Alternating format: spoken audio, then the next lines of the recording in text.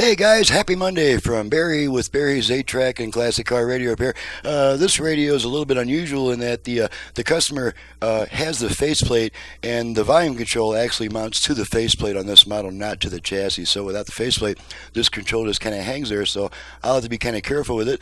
This customer has requested, this comes from Lewis in Fontana, California. It's out of a 68 Chevy Impala.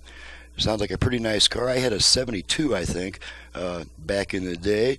And so he's also requested the, okay, this is a modern internal FM conversion with Bluetooth, USB, and my cool master input-output box that has all four of your pre-outs, your sub-out, and your aux in.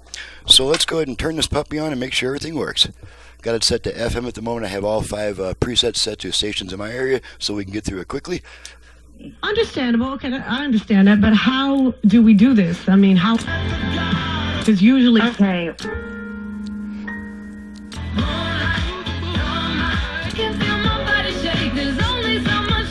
Okay, let's go over to AM, which we do by turning the unit off and then right back on within about half a second. So here we go, off, on.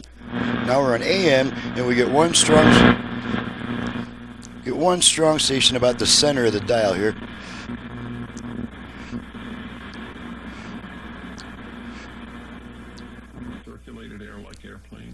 You would be at 100%. Okay, there's our AM.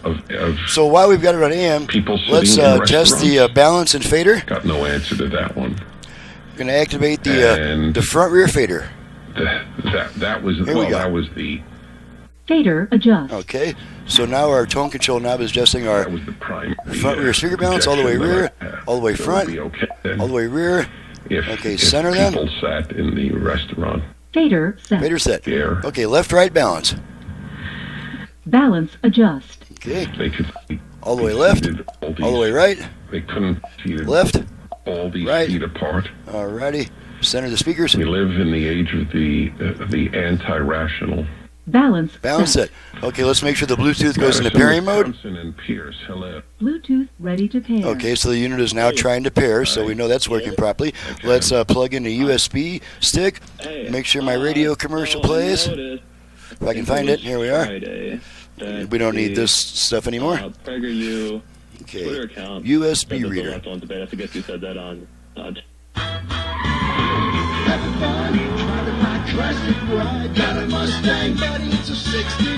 Okay, so there's that. Okay, so we've tested AM, FM, Bluetooth, USB, and the last thing to test is a dial light. So here we go. It's pretty easy to see without the front panel in place. So we know that dial light's working. So that concludes the test. Everything's found to be working, and I'm ready to get on to the next job.